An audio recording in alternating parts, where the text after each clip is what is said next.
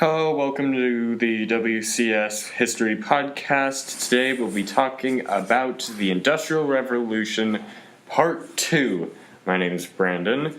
This is Francisco. Hello. This is Laramie. Hi. This is Bobby Joe. Ciao. And this is Jacob. Hello. Forgot my name there, didn't you? No, you forgot your name. It's usually him that Yes. forgets. Yeah, so let's just get straight into it. Who knows about communism? Ooh, communism. They starve a lot, right? Historically, yes. But not always. All right, fine. What else then? So how does this link up with the Industrial Revolution? Okay, well, during the Industrial Revolution, a man by Karl Marx wrote Das Kapital and the Communist Manifesto, two books which essentially laid down the building blocks of communism and how it should be played. And communism is a whole thing to go over with, which would take way too long to go into fully right now, so I'll give the basics of it. Everyone is treated equally, and everyone's paid equally. So, say you are a worker who builds lanterns, for example. I don't know why you're building lanterns, but... And you, Laramie, I forgot to say names. The one building lanterns is Jacob. The one who is writing paper is Laramie. You both would be paid the same for the same amount of work. That way, everyone's paid the same, and the government doesn't have to figure out whole wages and all that stuff. Everyone's paid the same, and everyone's treated the same. Food belongs to the state and is distributed equally, and essentially everything's meant to be in balance and equal. So, question. What happens if Jacob is a surgeon and Laramie works at, a fast food restaurant? Not that there's anything wrong with it, any of those, but... They are paid the same. Okay. Do you think that's all right? Yeah, what is... I should get paid more. I'm a freaking surgeon. Yes, but I guess it also technically depends on your... No, because they would... Never mind. Yeah, so what are your guys' thoughts on that? I need money. Screw him. I want money. Well, I'd be fine with it. Like, oh no, everyone, like, some people are working harder. Yeah, that sucks, but it's like, oh well. We're all even. I'm doing fast food We're now. all created equally. Yeah. Get over it. Yeah, so... Yeah, and the Communist Manifesto that Karl Marx wrote inspired many different communist revolutions, including, but not limited to, the Red Armies rise up in the Soviet Union to create the Soviet Union, the Red China's uprising, which they kind of made their own version of it, but kind of shortened it down into the Red Book. And it also helped inspire, well, pretty much all communist revolutions, since it was the foundations of communism. Okay. Yeah. Has anyone read the book called The Animal Farm? I've heard of it, I have I not. think I've heard of it, and no, I have not read it. So it's based on that, communism. And at one point, there's a phrase that says they make rules about it, how the farm is going to be run. There's one very particular that says all animals are equal, but eventually they add to that rule, all animals are equal, but some animals are more equal than others. Yes. And the ones that would be more equal in communism would be the higher-ups, who would get paid more, but also paid the same as people around that same rank. Because some people are more equal and have more opportunity than others. Okay, yeah, that makes sense. So I think where they're going with this is that eventually, they were trying to have the best intentions to make this ideology work, but eventually human nature happens, and People wanted more money. yes, so corruption starts to grow. Maybe if currency Yeah. just never existed, then we Then wouldn't how will have we this. get things? Bargaining. Yeah, like for Like example, what we're trying to do in our game?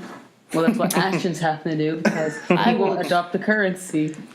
Let's not talk about the game I right will now since no one trade knows what you we're talking 4 about. chickens for your cow. The way I want 20 chickens for that cow. The way it That cow's work- been there since day one.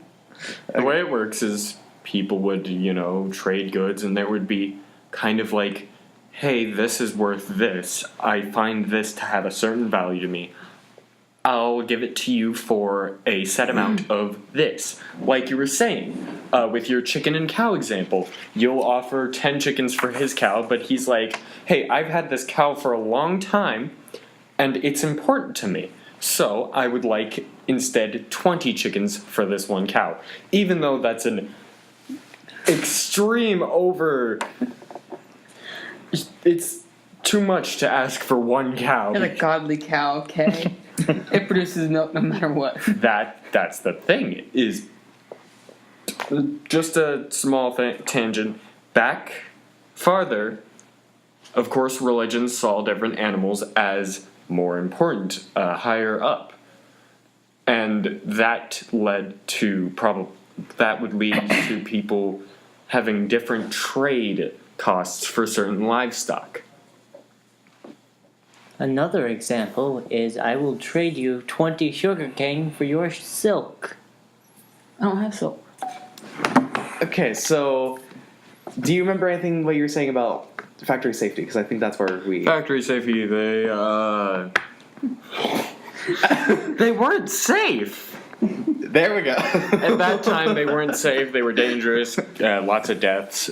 I said it all last episode. Another thing that they did was when one of the family members died in the factory or whatever, they'd pay like the people Yes, a few they- £100 or something. They paid him off. Didn't they have children working in the factories as well? Yes, let's talk about that one. Child labor was a big issue back then. Child labor. Many children worked long hours for very low pay. They were also susceptible to maimed limbs, poor health, and early death. Higher concentration workers in new mill towns led to poor sanitation and outbreaks of infectious diseases such as cholera. The slave trade in the early part of the the slave trade, which was in the early part of the Industrial Revolution, some industries such as cotton were still dependent on it. So as we Another can thing see- was, in recent history, people. I remember when I was 14, I wanted a job and I couldn't get a job because of these type of laws.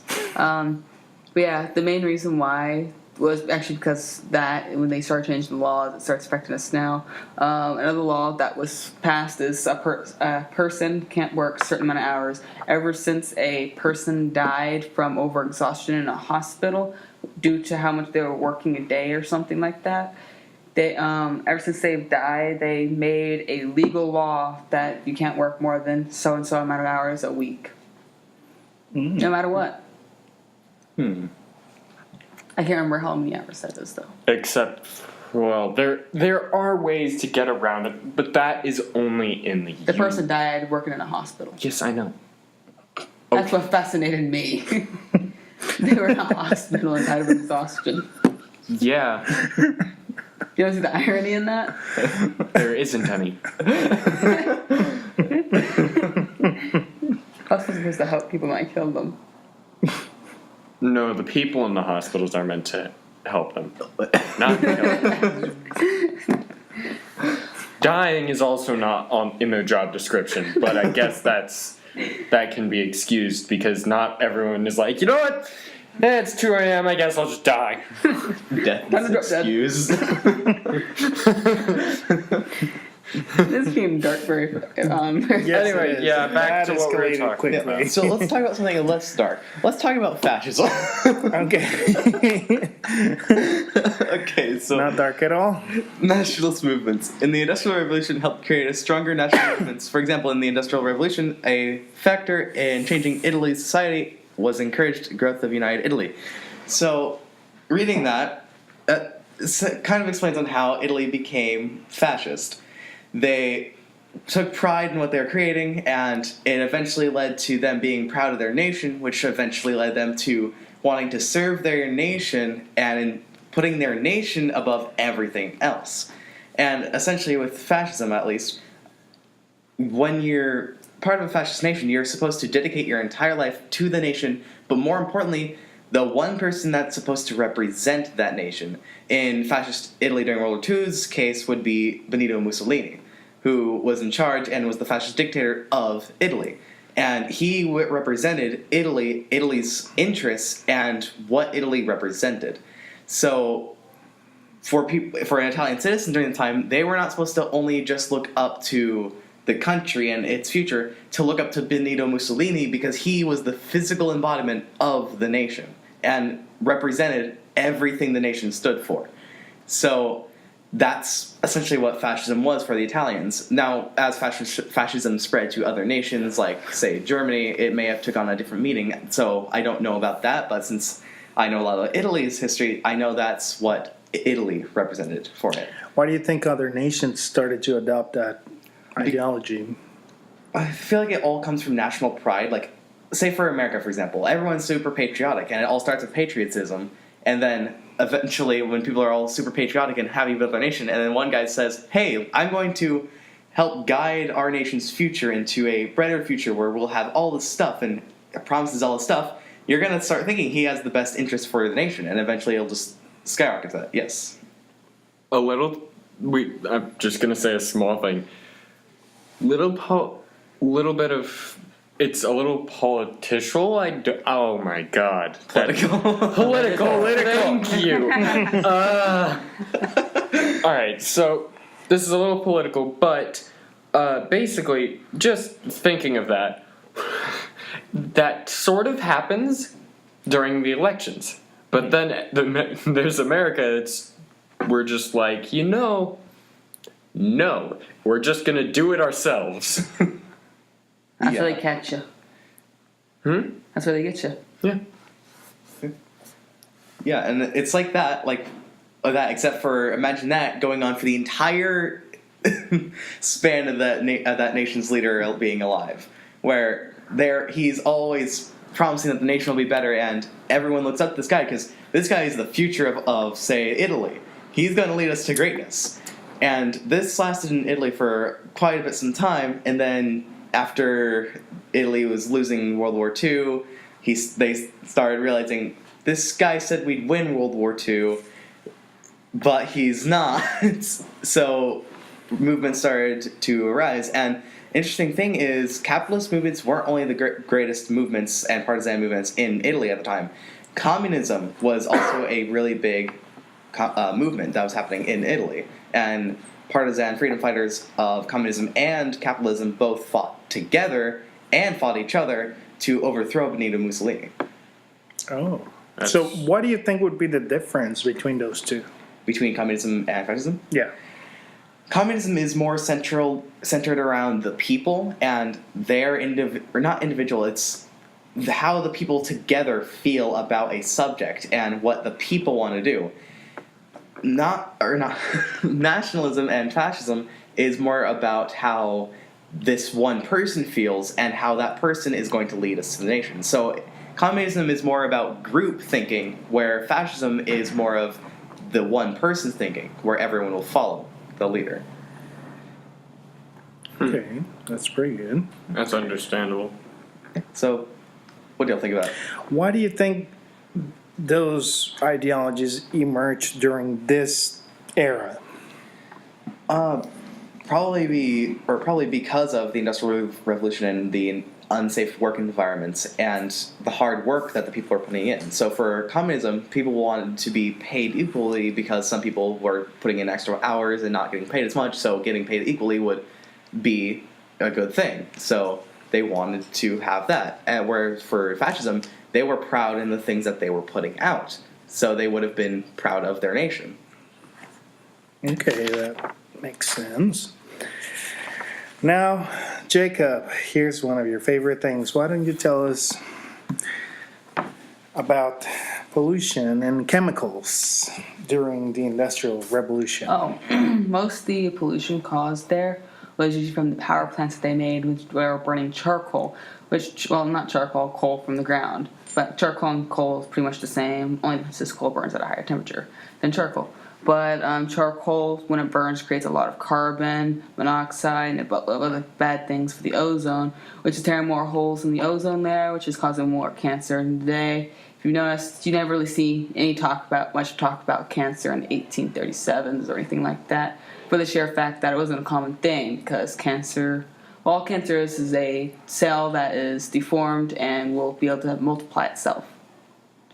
That's why cancer grows. But the reason why pollution was growing so much is we got all this new technology, but we didn't know what it would do to the world. So we just built like 15 plants in a few years. Said, wait, all this black smoke, it's hurting my lungs. I wonder why.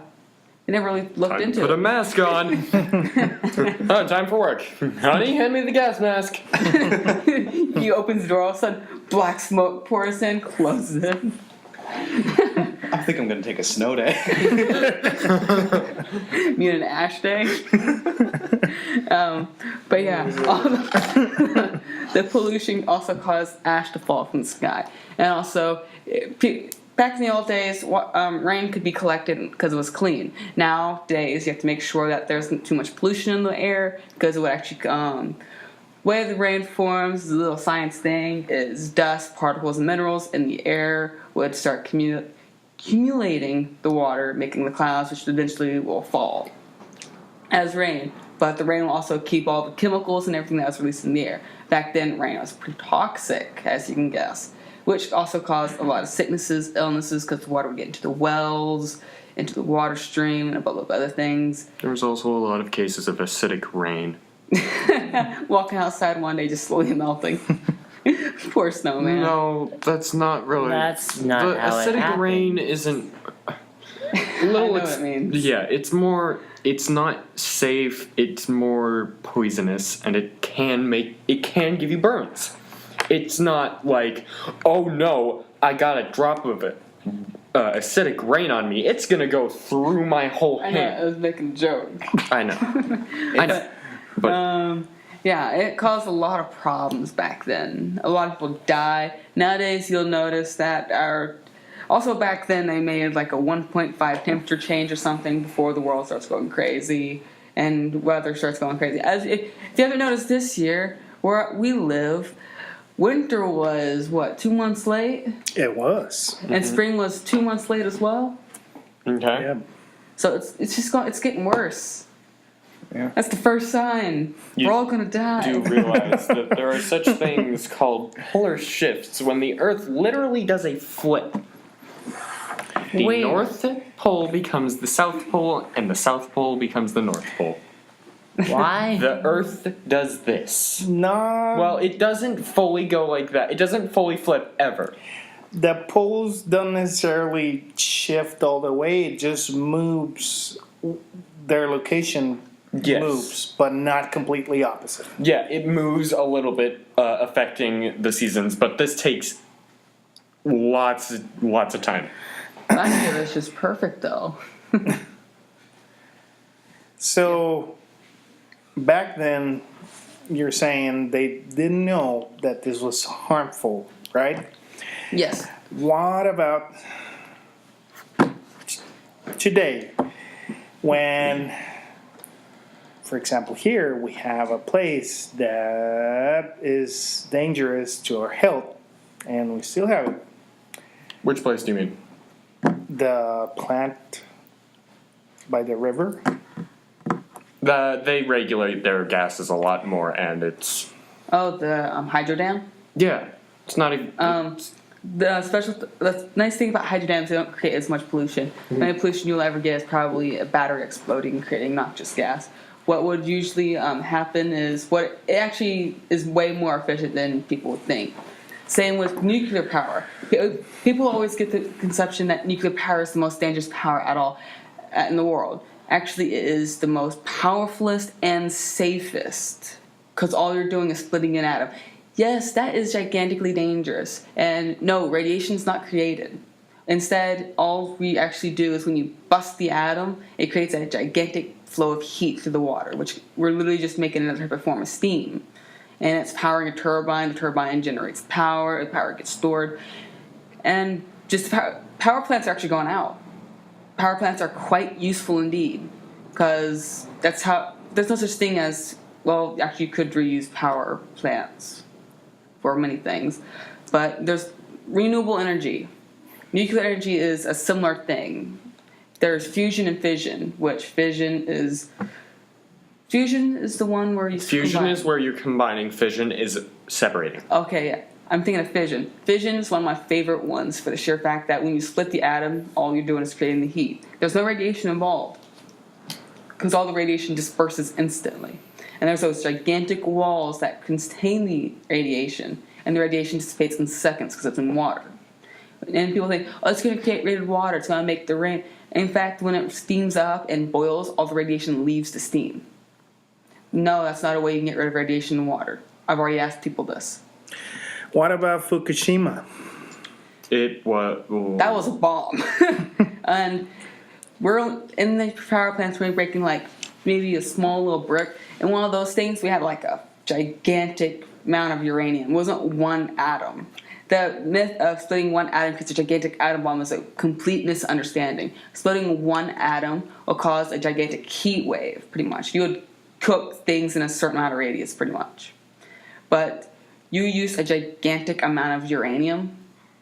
I think they use uranium in that, or is it plutonium? It depends on what kind of plant you're at, and sometimes it depends on whether it's a renewable nuclear plant or not. But usually it can be a combination too. Mm-hmm. So it. Yeah. So with the bombs, what do we use for the bombs? Which ones? Little boys Japan. that we shot on dropped. Those were uranium because they did leave fallout. Yeah. Okay. Yeah. And also, not all the uranium was just broken down. The main reason there was so much radiation there is that was gigantic full-scale fission, which, of course, I told you when you split an atom, it releases the radiation of the atom. That's what created the heat. But with gigantic explosion like that, you're going to have a gigantic amount of residue left, which everyone knows about the nuclear fallout of it. But the power plants are very, very powerful. If the only thing that you have to worry about is the cooling system. Power plants, I think, are used probably 3 times a day, and they can create lots of power. A single power plant, if we had one here, can power this and part of Portland. Do you think they're safe? Yes. Yeah, and renewable. Mm-hmm. Well, here's the thing. The one I was talking about, Fukushima Daiichi in Japan, is the one that was damaged by the tsunami and earthquake a while ago, and it's still leaking as of today. That's because of a catastrophic event that was out of our control and could not. It should have been prevented. The building should have been built in a much better place. And yes, there should have been preventions made to stop, to help it during earthquakes and floods. We do have that now. We do have it now. Yeah. They have it then. They did, but they didn't do it, if I'm correct. The main reason why that power plant leaks radiation, there's cracks in the holes and a few other things. And like I said, those big, gigantic walls are designed to keep in the radiation from it leaking. But, and if you think about it, it's mostly their fault for doing it wrong. It's their fault. There's actually only been one nuclear plant meltdown, which created a large-scale radiation problem for, a few years? Are you talking about Chernobyl? If you're talking about Chernobyl, that's still Oh no, yeah. no, that I know for a fact was a big problem. But it was a meltdown. Yeah. We had a minor meltdown. I can't remember where, but You say we, like we were involved. I am the one who caused the meltdown. in the United States, we had a minor scale In my meltdown, which caused. I did not think know what it the red was- button did. I can't remember how much radiation leaked out of it, but it was only for a short period of time because they used wrong material or something. It was most likely the East Coast, because Yeah. They used some type of wrong material or something, and the walls that they used for it wasn't designed for that type of material. That's another big thing. Every power plant, if you don't have a gigantic thick wall or something like that, if you use the wrong material, it could cause radiation leak, which is very dangerous. That's also the main reason why there's a gigantic fence around the nuclear power plants, is in case if something does go wrong. Only time and also the buildings and the rooms also radiated insulation. Insulated. radiation is kind of, it's not hard to, radiation isn't really, Well, you say it like it's a poison, but it isn't All exactly radiation a poison. is energy passing through an object. It's disruptive energy, moving quickly and disrupting very small, minute things in large amounts. That's why it's dangerous. Yes. The amount that leaked from the other one wasn't as dangerous, but some of it did leak, and we didn't catch it for a few weeks. Until I think someone had radiation sickness. And that's when we discovered, like, oh no, this power plant's had a minor meltdown, something's leaking. We got that patched, I'm pretty sure. I'm not really sure. Anyway, we've had a big, this was a long tangent that's Yeah. last like a couple of minutes. Yeah, We went from Industrial Revolution to power But this plants. is- it's related to it. It is, Yeah. They were actually testing it. I think we actually had our meltdown in this time with something. Probably. And also, if you No. also compared to nuclear, the only thing that's actually created is steam. Compared to coal power and all the other stuff, all we're creating is steam and non-radiated uranium, plutonium, and Which can be rejuvenated. yep. That's why it's a renewable source. That's why I said it's partially renewable. Recently, it was only recent that we learned that it was a renewable, and even then, like even now, it's partial. So And it could slowly run out. there's actually many uses for unradiated uranium. You can actually make uranium-tipped bullets in war. That when uranium is fired out of a gun and it hits something, uranium sharpens itself. So when it hits the metal, instead of it dulling or breaking, it'll actually cut right through the tank. I was actually talking about Bob Joe. Tell us about that, Bobby. well, I mean, you're talking about bullets, not tank shells. Oh, so- they made tank shells for it, and they also made anti-aircraft ones too. Okay, well, either way, that would be really good against tank armor, especially since tank armor tends to be very thick. And I think the only thing that would be really able to help prevent against that is composite or spaced armor. Because having multiple different layers of material, so like, for example, let's take the M1A runs. Though no one's quite sure what its composite armor is made out of, it's most likely a mixture of steel, aluminum, glass, and ceramics. And how do you think it would still sharpen itself if it hit ceramic or glass? All I know is when uranium hits metal so far, it sharpens itself.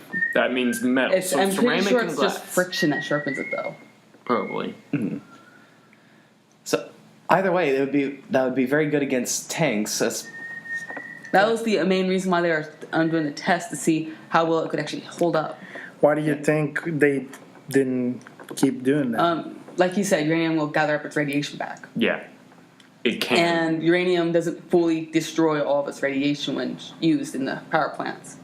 So they found that out about a few years ago. They found that out because the sheer fact that one of the uranium shells they made got most of its radiation back, and some people were getting sick around it. Which people think uranium is very, very dangerous. It depends on its compaction of radiation. And people think that radiation poison will kill you once it gets to a certain point. No, it's not going to be a certainty death. It's No. It's a sickness. It's curable. It depends. The Well, it only does thing depend. that you should have to worry about if you ever do get radiation sickness is if you're going to develop cancer. Because that's the main cause of cancers, because radiation disrupts the cells, causes deformities, irregularities, a buttload of crazy. There's a lot of words for something that's not supposed to be the way it is. And as long as it can build itself or duplicate, because our cells duplicate themselves, if it can do that, then you can get cancer. It depends. If you're working with small amounts of radioactive materials, And you're wearing the proper equipment. for example, we have Madame Curie, and she was working with those materials, and she was poisoned and died because of that. But it wasn't, in a short amount of time. For example, right now, again, going to Fukushima, if you walk in there with nothing, you are probably going to die in a couple hours. Yeah, you're kind of walking into it just a. High I concentration. can't tell you that you're wrong because you're right, but why would you just go in unprotected? It's kind of a. If you do that, that's your own fault. The main reason why we actually use rubber equipment when we mess with uranium is for sheer fact that rubber doesn't pass electricity that well. So the energy that's produced from the radiation can't go through rubber as well. The radiation still goes through, but it's not going to be as super high quantities. Heat is a radiation. I don't know why I said that. That was just random. But I was like, hey, you've been saying heat, radiation makes heat, but heat is a radiation. Actually, it is. There's solar radiation from the That's sun. no, I mean. I know, but Literally. That's yes, why we get radiation will cause heat. And yeah, there's also solar radiation because our sun's a big nuclear fission plant. Quite literally. It's just splitting atoms and destroying itself and creating Hydrogen. new. True. Not but any atoms. it does split more than just hydrogen. It's mainly hydrogen. Yes. And its center, it's mostly hydrogen. But it's just a big fission plant, pretty much. Which is kind of scary because we do get hit with a lot of radiation here. I If thought you think about it. I thought you said fishing plant, and I was very confused. Fission. Yep, the sun is a big fishing plant. Let's go get our fishing poles, get that boat ready. Let's tell freaking, what's his name? Huh? What's his name that made the car go into space and all that? Tesla? Elon Musk. Elon Musk? I forget his name. I'm sorry. I just can't remember anyone's name. So we should contact Elon Musk if he can get us a boat rocket ready to go fish on the sun. Time to pull a treasure planet up in here. Alright. Yeah, there's like so many good things about nuclear power plants. Compared to what we used back then, it was very, very dangerous. For one, the charcoal in the air created ashfall instead of proper rain. The rain there was very, very poisonous for the sheer fact there's so much pollution in it. And there's a lot of other problems back then. Well, the West Midlands became known as the Black Country back then because, the dark foundries, furnaces, and what you were talking about, all of that was in the atmosphere. So, The poor thing. we still destroy the thing today, but at least It's we're not doing been it as taken a bad beating. as we did back then. are we? Well, considerably not. The vehicles back then produced a whole lot more pollution. The car, like I said, the cars They back weren't then. that common. Oh, true. But when it started getting farther up there was more cars and all that. And those cars would actually produce the same amount of pollution as like 6 today's cars. Well, the thing is, I don't remember the exact date about it, but up until the 70s, cars were still using gasoline with lead. So, and We that, still have lead in our gas, but it's not as much. The main reason why we use lead. Why do we use lead? I don't quite know. We're not chemists. We don't need to know everything. one of There the was a good reason that we one used of the lead. reasons is because it's cheap. Yeah. So that's why it was used on many things back then. Also, back then we started using mercury for almost everything. Can I tell a story about Mercury? Yeah. All right. So, if anyone has looked through Japanese history, there is one ruler. I don't remember his name, but he was set on finding the Fountain of Youth. He was doing good so far. He thought, and he's like, you know what? I'm not gonna die. I'm gonna find the Fountain of Youth. He sent explorers off, and people brought things back to him that weren't killing him, but did make him a little sick, and they weren't treated too well. But then an explorer came back, and they had a bottle of mercury. And they're like, here you go, my lord. This is the water of the Fountain of Youth, and it will give you eternal life. He drank it, and not too long after that, he died.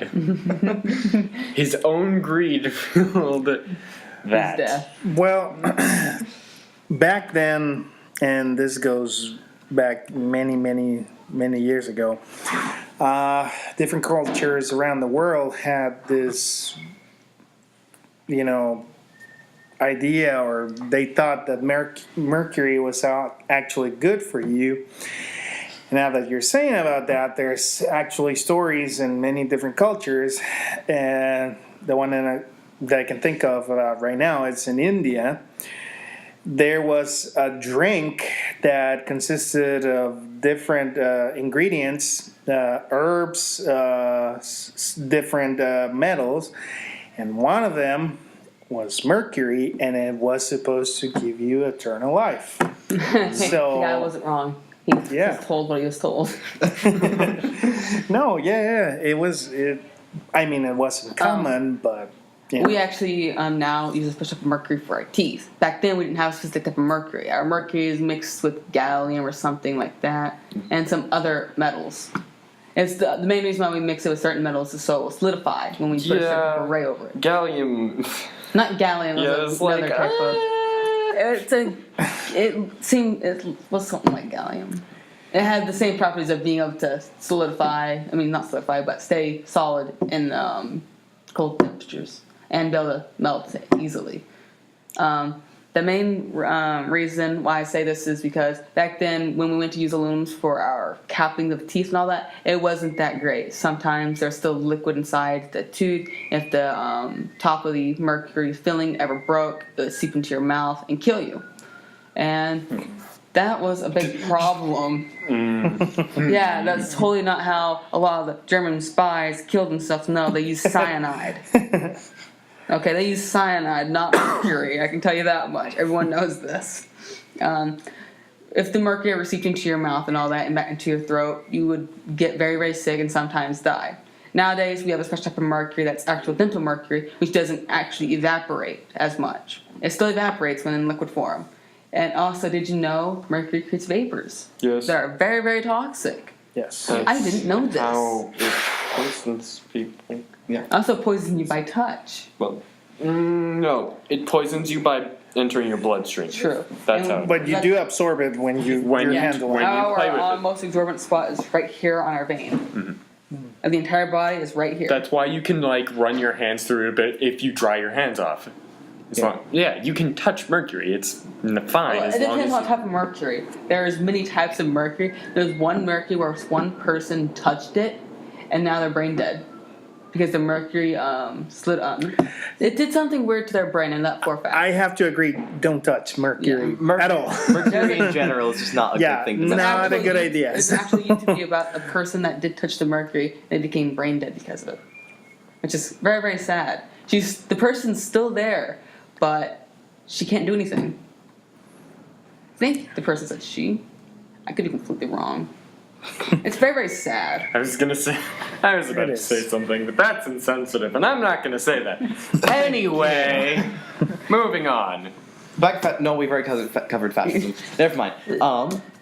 You have something, Bobby Joe, I can tell. It was just about. Never mind. Anyway. No, tell us about it. Well, I was gonna kind of elaborate on communism a bit, and there is still communist countries today. And I know we were talking about communism a while ago. That's why I didn't want to go back to elaborate on it. That's why I caught myself. But apparently, I'm talking about it now.